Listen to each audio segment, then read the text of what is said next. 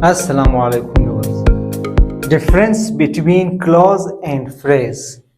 clause का meaning है मरकब ताम। अब मरकब ताम क्या चीज है दोस्तों? मरकब तो आप समझते हैं यानी मजमुआ। मरकब यानी दो चीजों का मिलाप जिसमें होता है, चंद चीजों का मिलाप होता है, इनको मरकब कहते हैं। लेकिन ये ताम क्या चीज है? ताम का मतलब है एक ऐसी बात जिससे दूसरा बिल्कुल समझ जाए। इसकी इंग्लिश डिफिनेशन को देखें। A clause is a group of words that has subject and verb. दोस्तों, एक क्लॉज अल्फाज का एक मजमुआ है जिसमें सब्जेक्ट होता है और एक वर्ब होता है। मिसाल के तौर पर, she can speak English. She can speak English, वो इंग्लिश बोल सकती है।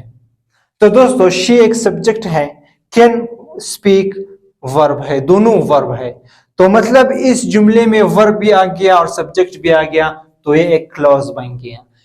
She can speak English but she can't speak Arabic. देखिए दोस्तों, ये मुकम्मल एक जुमला है, ये एक सेंटेंस है, लेकिन इसमें दो क्लॉजेज हैं।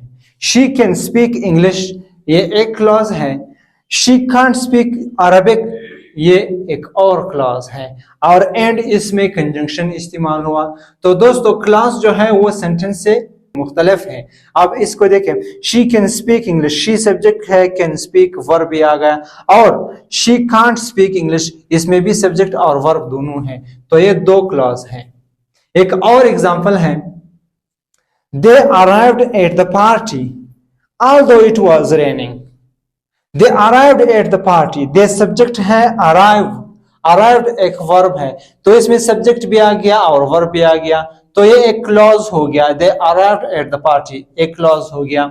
Although it was raining, it subject है, वाज रेनिंग ये वर्ब है, इसमें वर्ब भी आ गया और सब्जेक्ट भी आ गया, तो एक सेंटेंस में दो क्लॉजेस आ गए।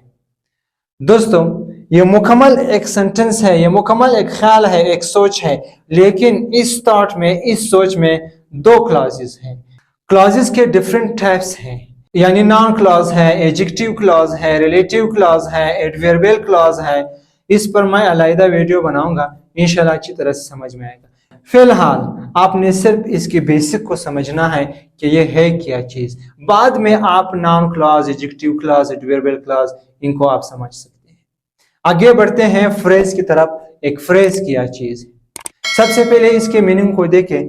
फ्रेज, फ्रेज का मतलब है मुरक्कब नाकिस, यानी एक ऐसी बात जिसको दूसरा अच्छी तरह से ना समझे, यानी एक मुकम्मल बात ना हो।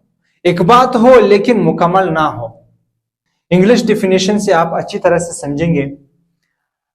A phrase is a group of words that doesn't have subject and verb.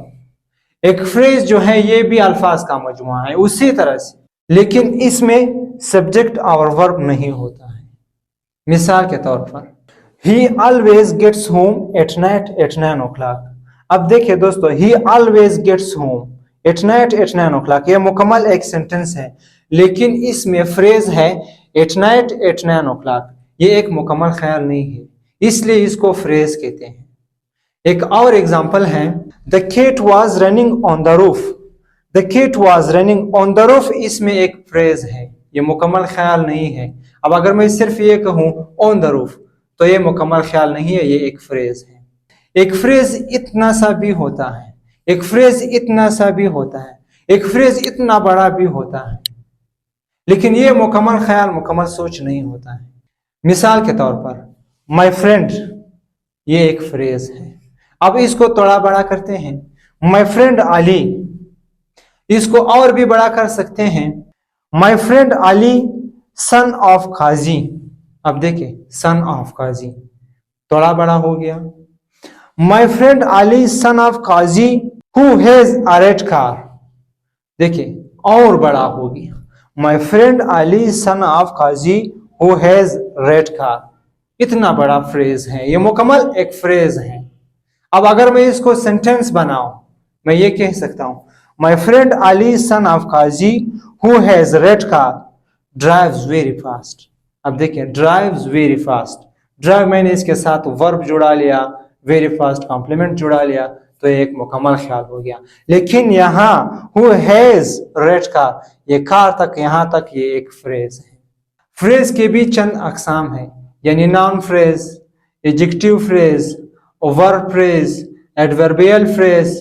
इंशाल्लाह इस पर मैं अलग वीडियो बनाऊंगा, समझ में आ जाए। Thanks for watching.